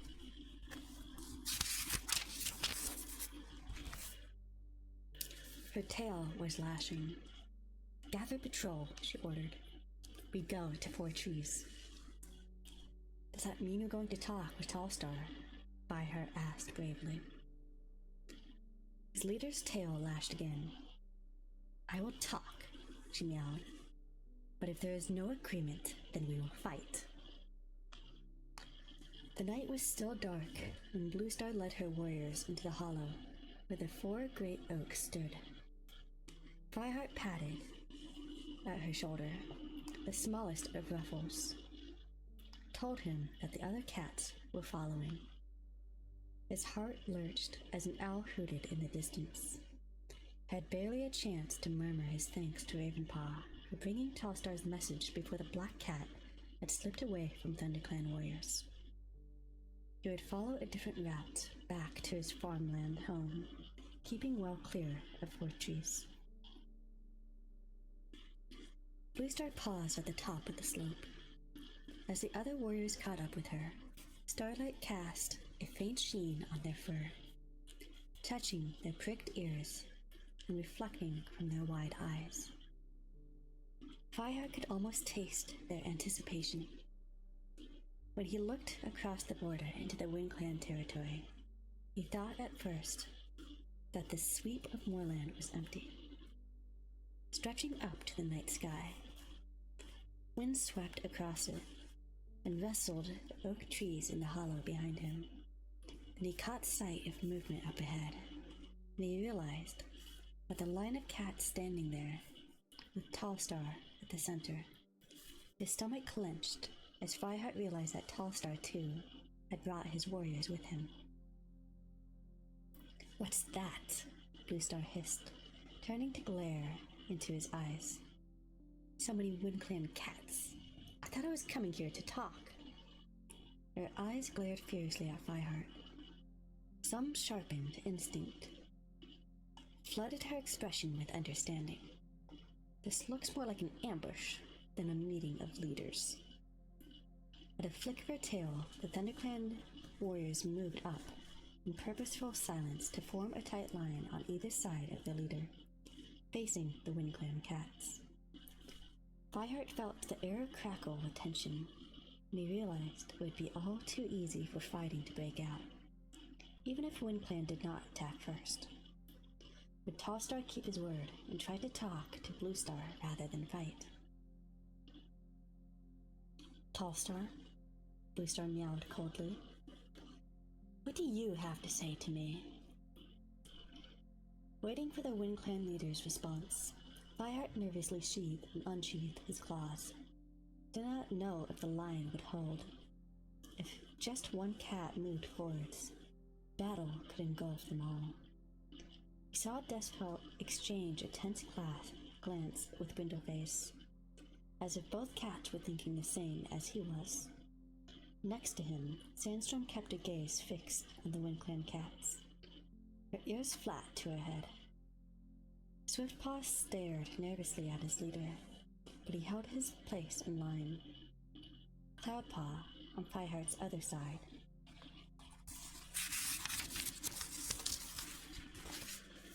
had dropped into the hunter's crouch, his rump wiggling as if he were about to spring. "Keep still," Fireheart hissed. A few fox lengths away, Tallstar stood at a pace or two ahead of his own warriors. As the first pale light of dawn crept into the sky, Fireheart could make him out more clearly. His black and white fur was fluffed up and his tail held erect. Behind him, Fireheart spotted One Whisker and Morning Flower, and the young apprentice Horsepaw. "I don't want to fight these cats," he thought. He waited, feeling his heart pound like that of a trapped bird. "No cat is to move," Tallstar ordered his warriors at last, his voice carrying easily in the still air. "You must be mad." That was Mudclaw, padding to Tallstar's side. "That's a fighting force she's brought with her. We've got to attack." "No." Tallstar took another pace forward, flicking his tail to summon Deadfoot, his deputy, to his side. Looking directly at Bluestar, he dipped his head. "No battle will be fought here today. I said that I would come here to talk, and that's what I intend to do." Bluestar did not respond. She crouched on the ground, her fur bristling and her teeth bared in a snarl of defiance. Fireheart was suddenly afraid that she changed her mind and wondered what would happen if she launched herself at the WindClan leader. He sent up a fervent prayer to StarClan that she would not order her warriors to attack. Meanwhile, one Whisker came up to Mudclaw and nudged him roughly back into line. For a moment, that seemed to Fireheart to the last several moons. The two lines of cats faced each other, their fur blowing in the wind, their eyes gleaming with tension that teetered on the brink of breaking out into squalling, biting rage. Bluestar. Tallstar spoke again. You come here to meet me between our warriors. Bring your deputy with you, and let us see if we can make peace. Peace? Bluestar spat. How can I make peace with prey stealers and rogues? Yowls of protest rose from the WindClan cats. Mudclaw sprang forward, but one Whisker leaped after him and bowled him over, holding him writhing on the turf. Fireheart saw Darkstripe lashing his tail to and fro. If Mudclaw attacked, Darkstripe would meet him, and all hope of peace would be over. Do as Tallstar says, Fireheart mewed desperately to Bluestar. That's why we're here. WindClan have suffered from stolen prey, just like ThunderClan. Bluestar rounded on him, a look of venomous hatred blazing their blue eyes. Seems we have no choice, she hissed at him. But there'll be a reckoning for this, Fireheart. You can be sure of that. Stiff-legged, her fur bristling, she paced forward until she stood in front of Tallstar, right on the border of WindClan territory. Fireheart followed, murmuring to Sandstorm, keep an eye on Darkstripe, as he left the line of warriors.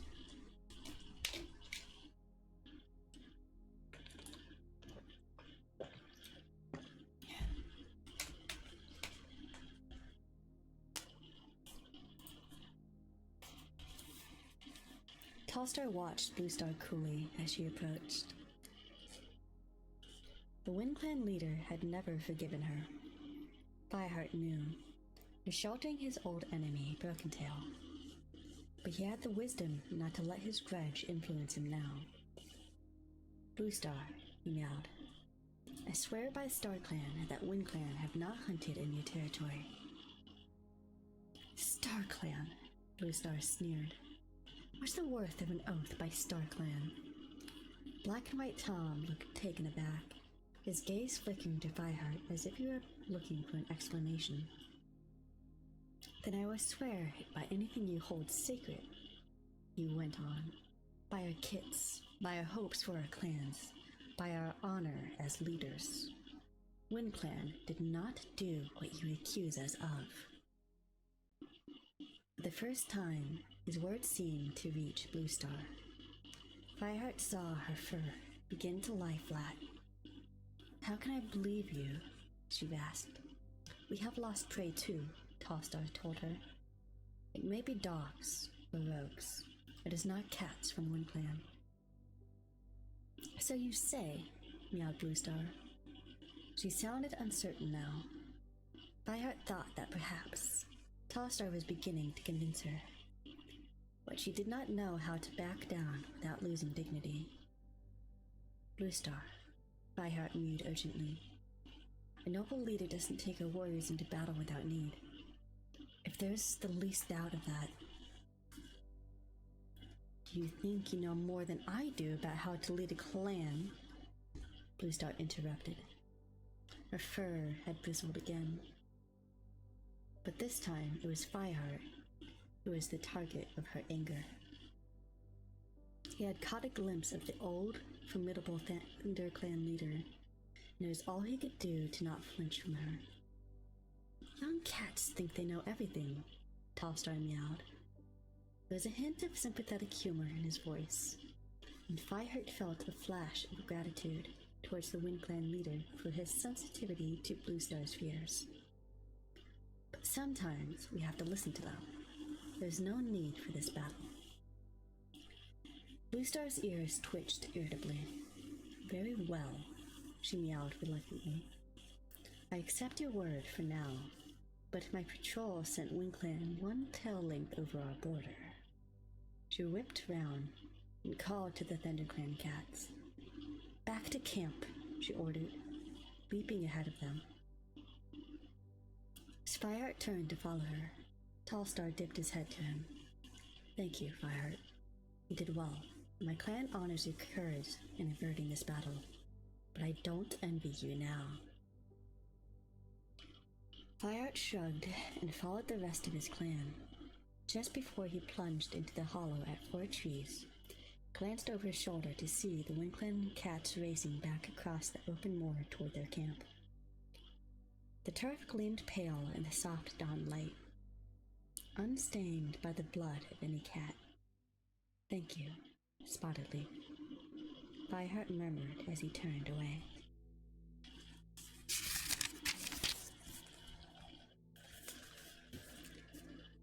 Bluestar led her warriors back to camp in tense silence. At the entrance to the clearing, Fireheart bounded ahead to talk to Mousefur, who was sitting outside the warrior's den. Any problems? He asked. Mousefur shook her head. No trouble at all, she reported. Phosphor has taken out the Dawn Patrol with Dragonfur and a couple of the apprentices. Looking him over, she added, Don't seem to be missing any fur. I suppose the peace talk worked. Yes, it did. Thanks for taking care of things here, Mousefur. Mousefur dipped her head. I'm going to get some sleep, she meowed. We need to send some cats out to hunt. There's hardly any fresh kill left. I'll lead a hunting party, Fireheart promised. No, you won't. Bluestar came padding up behind him. Her eyes were chips of blue ice. I want to see you in my den, Fireheart. Now. She stalked across the clearing without looking back to see if he was following. Fireheart's fur prickled with dread. He had expected some sort of recrimination from his leader. That didn't make it any easier now that it was about to happen. I'll see you to the hunting party, Whitestorm meowed, giving him a sympathetic look as he came up with Sandstorm and Dustpout. Fireheart nodded his thanks and headed towards Bluestar's den. By the time he reached it, his leader was seated on her bedding with her paws tucked under her. The tip of her tail twitched back and forth. Fireheart. Her voice was quiet. Fireheart would have been less afraid if she had yelled at him. Tallstar couldn't have picked a more convenient time to talk to me about prey theft, and if StarClan had told him themselves. That was your doing, wasn't it? The only cat that knew I was planning to attack Winkland. Only you could have betrayed us. She sounded as if her mind was clearer than it had been for some time. As if the instinct that had sharpened her senses in the moor had settled into hard certainty. She's behaving like the noble leader he had once respected, giving Fireheart an even more agonizing sense of what they had lost. He still believed that he had not betrayed his clan, but he had given away the advantage of surprise. Because Tallstar had been wise enough to realize that battle must be close. Would Bluestar send him to exile? Fireheart shivered at the thought. Being forced to live as a rogue, stealing prey and with no clan to call his own.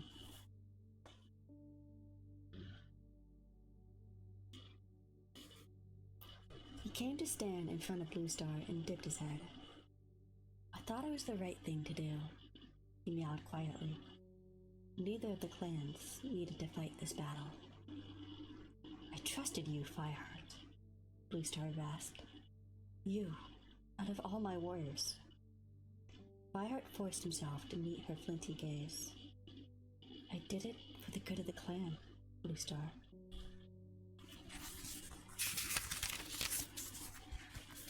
And I didn't tell him about the attack. I only asked him to try making peace. I thought... Silence, Bluestar hissed, lashing her tail. That is no excuse. Why should I care if the whole clan had been slaughtered? Why should I care what happens to traitors? A wild light was growing in her eyes, and again, Fireheart realized that the moment's clarity had gone. If only I'd kept my kits, she whispered. Mistyfoot and Stonefur are noble cats, far nobler than any of this ragtag bunch in ThunderClan. My children would never have betrayed me. Bluestar. Fireheart tried to interrupt, but she ignored him. I gave them up to become deputy, and now StarClan are punishing me. Oh, StarClan are clever, Fireheart. They knew the cruelest way to break me. They made me leader and let my cats betray me. What is it worth now? To be a leader of ThunderClan? Nothing. It's all empty. All. Her paws worked furiously among the moss. Her eyes were glazed, staring at nothing, and her mouth gaped in a soundless wail. Fireheart shuddered in dismay. I'll fetch Cinderpelt, meowed. Stay where you are. Each word was rasped out separately. I need to punish you, Fireheart. Tell me a good punishment for a traitor. Nearly sick with fear and shock, Fireheart forced himself to reply, I don't know, Bluestar. But I do. Now her voice was a low purr, with a strange note of amusement in it. Her gaze locked with Fireheart's. Know the best punishment of all. I'll do nothing. I'll let you be deputy still, and leader after me. Oh, that should please StarClan. A traitor leading a clan of traitors. May they give you joy of it, Fireheart. Now get out of my sight. The last words were spat out. Fireheart backed away from her, into the clearing. He felt as if he had been in a battle after all. Bluestar's despair pierced him like sharpened claws. But he couldn't help feeling that Bluestar had let him down, too, by not even trying to understand his motives. She had labeled him a traitor, without even considering what would have happened if they fought with WindClan. Fireheart padded across the clearing, not even aware that another cat approached him until he heard Sandstorm's voice.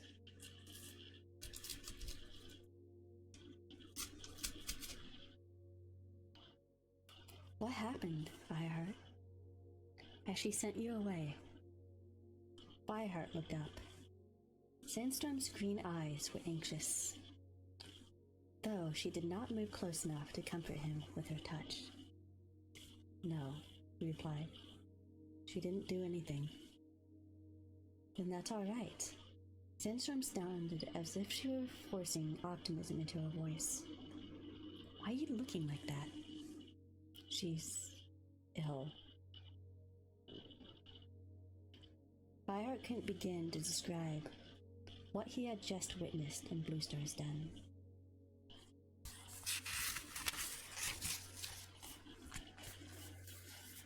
I'm going to get Cinderpelt to see her. Then maybe we can eat together. No, I said I'd go hunting with Cloudpaw and Brindleface. Sandstorm scuffled her front paws, not looking at him. Don't worry about Bluestar, Fireheart. She'll be alright. I don't know. Fireheart couldn't repress a shiver. I thought I could make her understand. She thinks I betrayed her. Sandstorm said nothing. Fireheart saw her give him a quick glance and look away. There was a longing in her eyes, but it mingled with uneasiness. And he remembered how she had resented deceiving Bluestar. Does Sandstorm think I'm a traitor too? He thought desperately.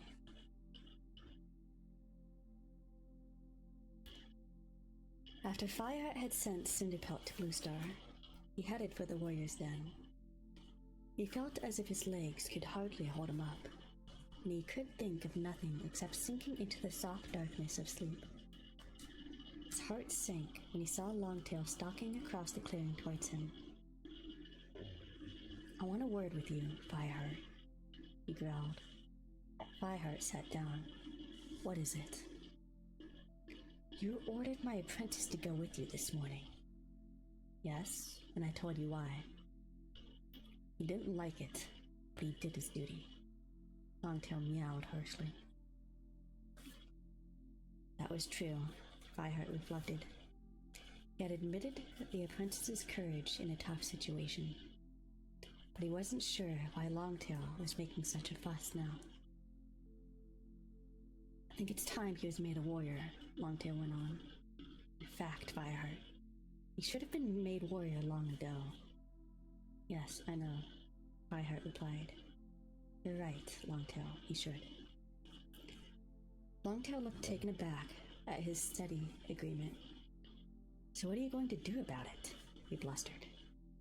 "Right now, nothing," Fireheart meowed. "Don't flatten your ears at me, Longtail. Just think, will you? Bluestar is distressed at the moment. She didn't like what happened this morning, and she won't think about anything. Not even... Hang on, more water. I'll retry this sentence. My brain just kind of died for a moment.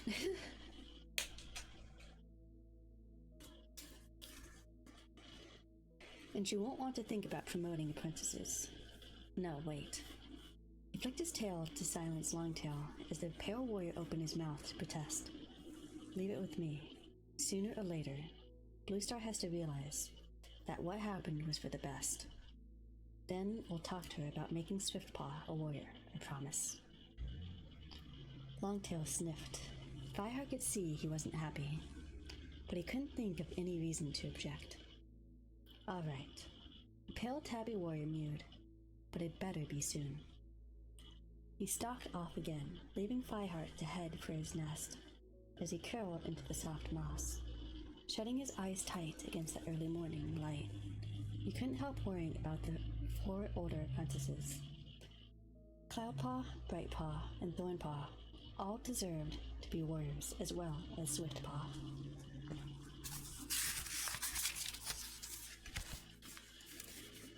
And the clan desperately needed them to take on full warrior duties. But in her present mood, convinced that she is surrounded by traitors, Bluestar would never agree to give them warrior status. Fireheart's dreams were dark and confused, and he woke to find that a cat was nudging him. The voice meowed. "Wake up, Fireheart." Blinking, he focused his eyes on Cinderpelt's face. Her gray fur was ruffled and her eyes wide with anxiety. Fireheart was awake in a heartbeat. "What's the matter?" "It's Bluestar," Cinderpelt replied. "I can't find her anywhere." That was the end of chapter 14. I'm going to take another quick break and then we'll do chapter 15 to finish off the stream. Be right back.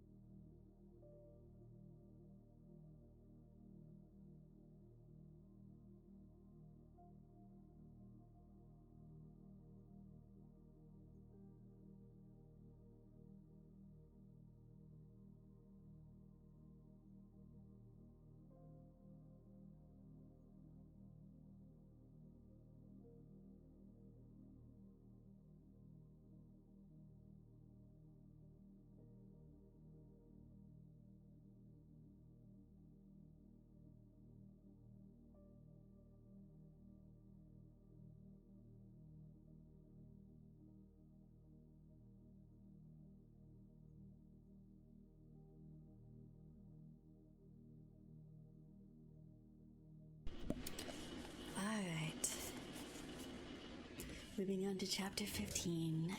Last chapter of the stream.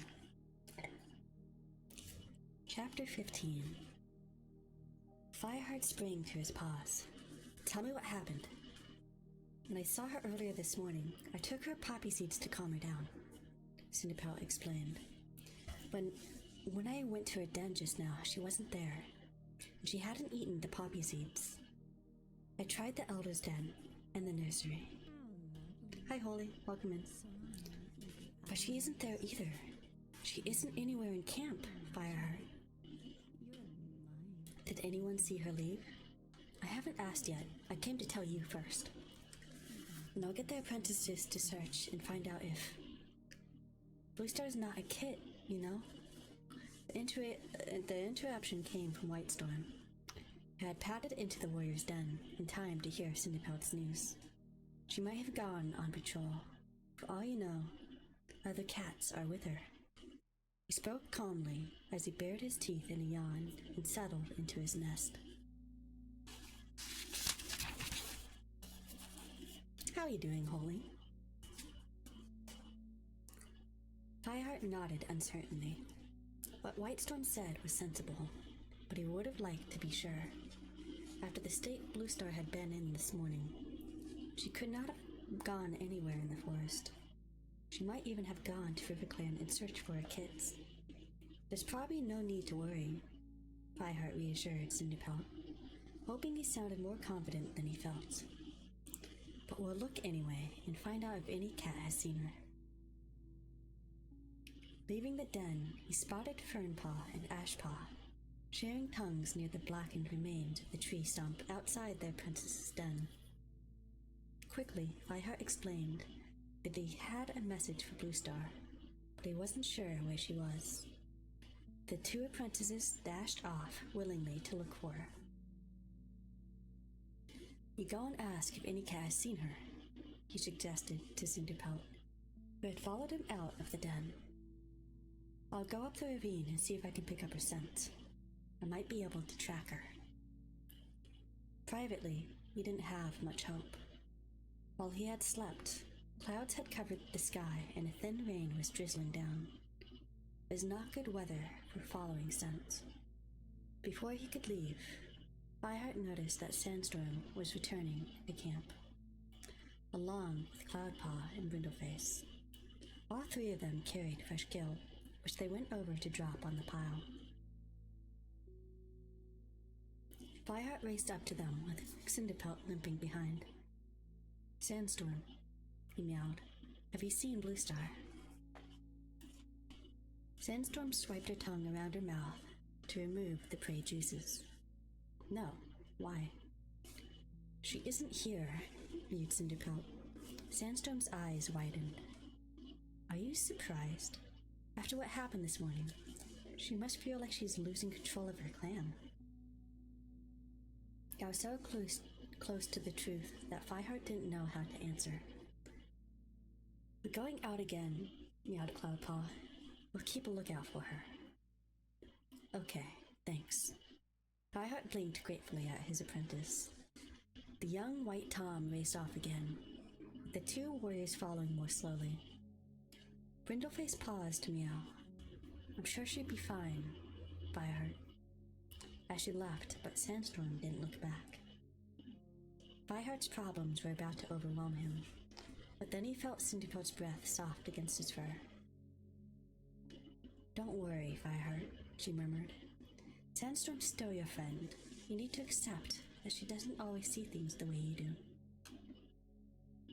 You don't either, Fireheart sighed. Cinderpelt let out an affectionate purr. I'm still your friend too, she told him.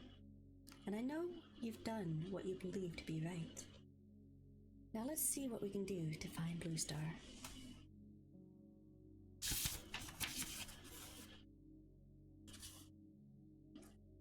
By the time the sun set, Bluestar was still missing. Fireheart had tracked her as far as the top of the ravine, but after that, with the rain coming down more heavily, the scent was lost among the tang of charred branches and the musty smell of fallen leaves. Too anxious to sleep, Fireheart put himself on watch. The night was far gone, and the moon was setting when he spotted movement by the camp entrance. The last rays of moonlight picked out a silver-gray coat as Bluestar limped back into the camp. Her fur was soaked, plastered to her body, and her head was low. She looked old, exhausted, defeated. Fireheart hurried across to her. Bluestar, where have you been? The clan leader raised her head and looked at him. A jolt ran through Fireheart. Her eyes, faintly glowing in the dim light, were clear and bright in spite of her exhaustion. You sound like a queen scolding her kit, she rasped, an edge of humor in her voice. She jerked her head in the direction of her den. Come with me. Fireheart obeyed, pausing only to snatch a ball from the pile of fresh kill. Bluestar needed to eat, wherever she had been.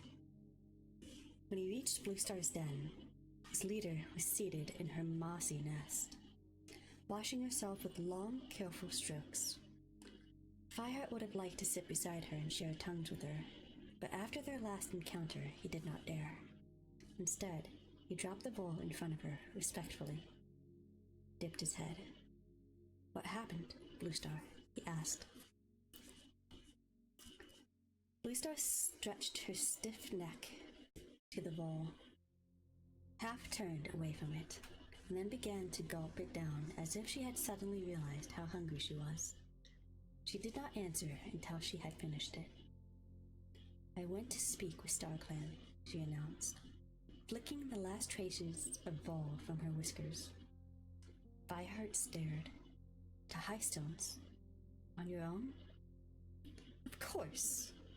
Which of this pack of traitors could I ask to escort me? Fireheart swallowed. Gently, he meowed. Your clan are loyal, Bluestar, all of us. Bluestar shook her head stubbornly. I went to Highstones and I spoke with StarClan. But why? Fireheart was feeling more and more confused. I thought you no longer wanted to share tongues with StarClan. The old cat drew herself up. I do not. I went to challenge them. I wanted to ask how they could justify what they have done to me. When I served them all my life and tried to do their will, and to demand an explanation for the things that are happening in the forest. Fireheart gazed at her in disbelief, amazed that his leader had dared to challenge the spirits of their warrior ancestors. I lay beside the moonstone, and StarClan came to me. Bluestar went on. They did not justify themselves. How could they? There is no justification for what they have done to me, but they told me something.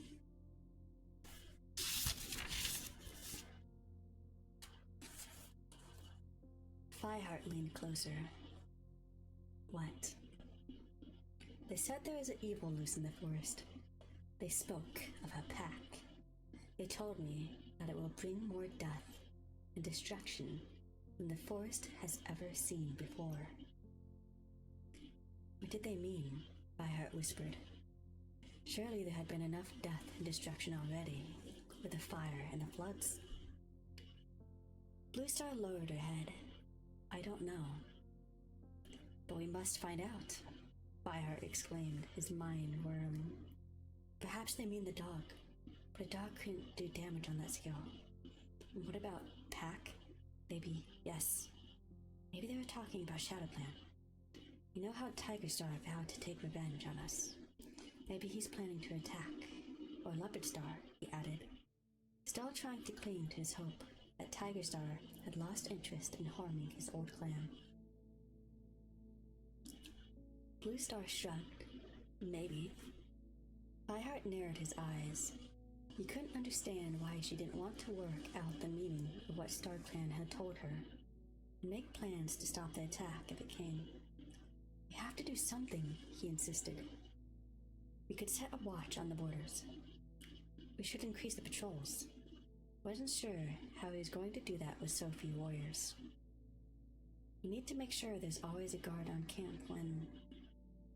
His voice trailed off as he realized Bluestar wasn't listening. She crouched, motionless, her eyes fixed on her paws.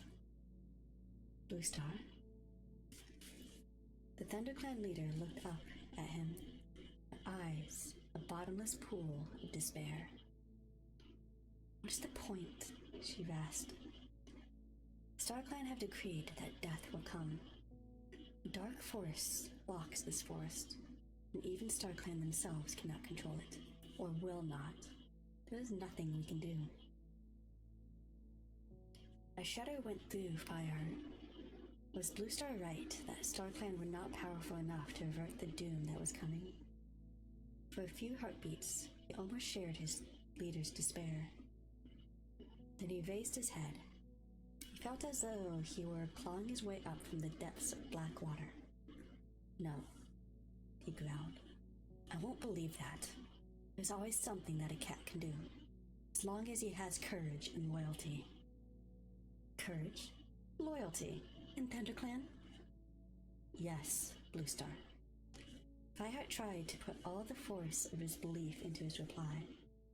No cat but Tiger Star has ever wanted to betray you. Blue Star held his gaze for a moment before looking away. Her tail flicked wearily. Do what you want, Fireheart. It won't make any difference.